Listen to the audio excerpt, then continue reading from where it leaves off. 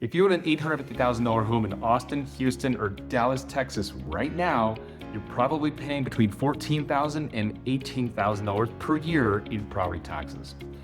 Now, that exact same household here in Broomfield, Colorado, which is a quick 30 minutes to Boulder, 30 minutes to Denver, 30 minutes to the airport, that exact same home is likely to cost about $5,000 per year in property taxes. It's not a typo.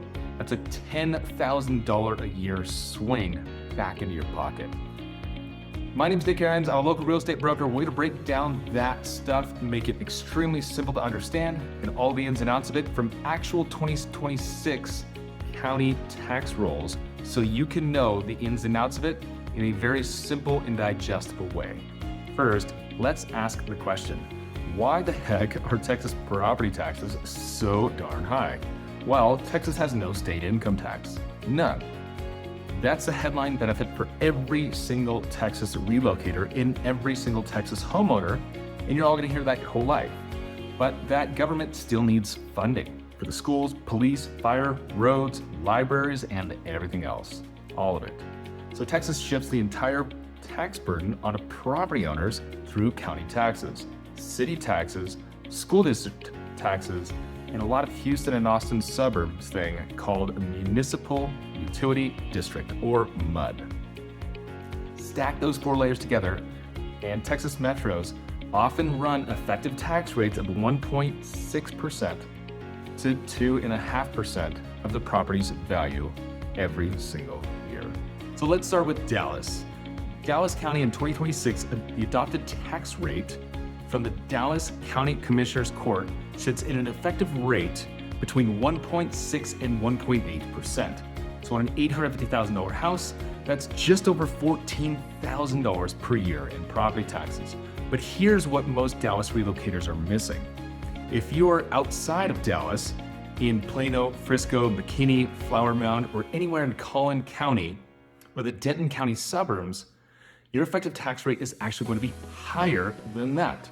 1.9 to 2.3% property taxes are very, very common. So on the same $850,000 home that we're talking about as an example, you're going to be paying an extra $2,000 to $3,000 in property taxes per year. For comparison purposes, let's look at that number relative to a home right here in Broomfield, Colorado. So an $850,000 home, your property taxes here are going to be around $4,500. That's a $10,000 to $14,000 swing that you'll save relocating up here every single year. That's a lot of money. Now let's look at Austin. This is the one that breaks my Austin clients the hardest. Travis County's 2026 adopted county rate alone sits at 37.5 cents for every $100,000 of taxable value. Then you stack on Austin Independent School District, the City of Austin, and Austin Community College. The combined effective tax rates land oftentimes between 1.9 and 2.2%. What that means is on an $850,000 home in central Austin, we're likely to pay around $16,000 to $18,000 per year in property taxes. Now, we do have to take into consideration that Austin does have a $140,000 school district homestead exemption, which does help. But even after that exemption, frequently the net bill on an $850,000 home in Austin still runs around $13,000 to $15,000 per year. Broomfield, with no general homestead exemption, still beats Austin by about $10,000 per year. And here's the reason this matters so much to people in Austin, especially people who relocate for the tech industry, right? The whole reason people moved out to Austin was the zero state income tax. If you're making $250,000 a year, $350,000 a year, $400,000 per year, you get to keep all of that in Texas because there's no state income tax. But your property tax bill is going to be $10,000 to $12,000 higher for the exact same homes that would here in Broomfield, Colorado. Now, Broomfield in the entire state of Colorado has a flat 4.4% state income tax. So, what does that mean to money for you? The property tax savings I just showed you, well, that's going to come to about a wash because the difference is going to be in that, $10,000 to $12,000 range. Obviously, talk to a CPA and a tax advisor first before confirming all these numbers for you and your family. I'm going off of generalities here, but a lot of times what I've found doing this full time as a professional real estate broker is that state income tax of 4.4% and the difference in property taxes comes out to about a wash. Houston is the most complicated of the three, and honestly, the worst of the three if you're in a master planned community. Harris County's effective tax rate is 1.7 to 2%, which is already painful enough.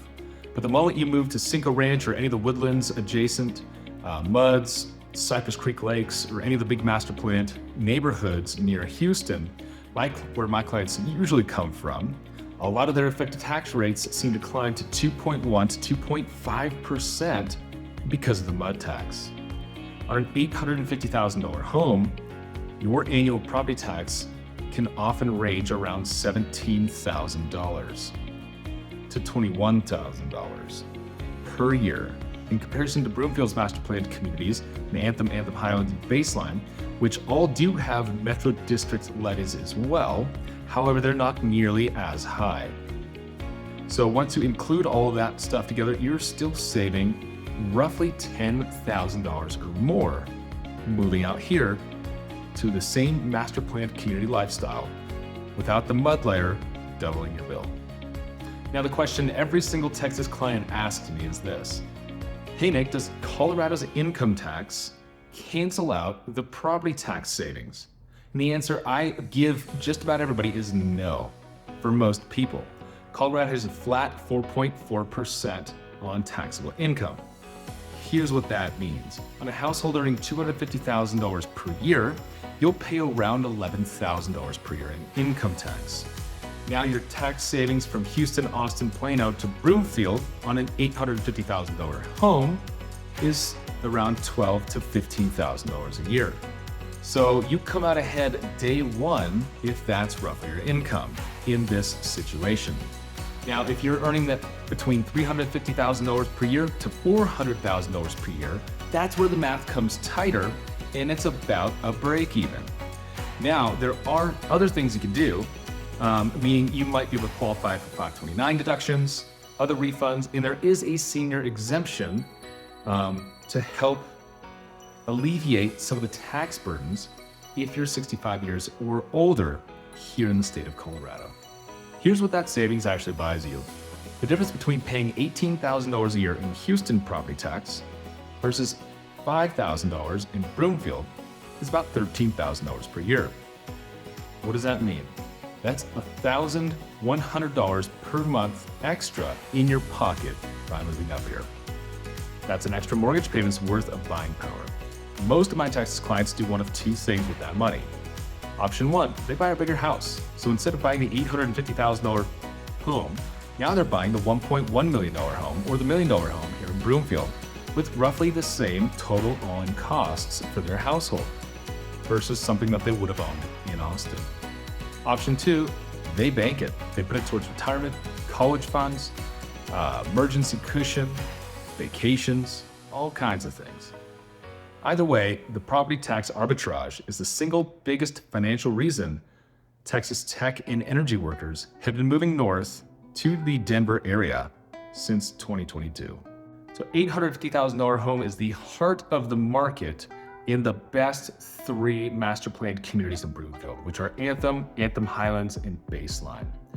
Now you've got all the major home builders right here, pretty much all relatively new homes from 2005 to some absolutely brand new construction that's still going in. All of them offer a little bit of different pros and cons. They're all very walkable, tons of pocket parks, over 20 miles of trails, resort style amenities, pools, water slides. You're close to everything, including supermarket, Topgolf, dentist, children's hospital, you name it, it's all right here. Baseline is the newest of the three, which is an urbanist, walkable community built around a 110-acre park and the Baseline Center, which is going to have a lot of retail district going in right now. All three sit inside Broomfield's county combined tax district at roughly the same effective tax rate. Same incredible tax advantages across all three spots. So if you've made it this far, here's what I'm going to do for you. Every Texas to Colorado relocation I handle starts with the exact same things. The financial math, what areas you want to be in, what those areas look like. You're in that research phase. Let me know what you'd like to be around, type of city, type of community vibe, those kinds of things. Shoot me an email or a text message. My information is back on my profile. And I'll help break down the math and what areas to look at for you and your family based upon all those things. No guesswork, actual math, actual numbers, specific for you guys. Also, if you want a whole breakdown, I have a link to my blog back down in the description here. Go take a look at that. It's got a little, just kind of a little bit more detail and in-depth analysis on a handful of things out there. So yeah, email me, text me, call me. I'm happy to help you guys, whether you're in the research phase or the I need to buy a home phase. I've got you covered. I'm Nick with the North Denver Report, and I look forward to hearing from you soon.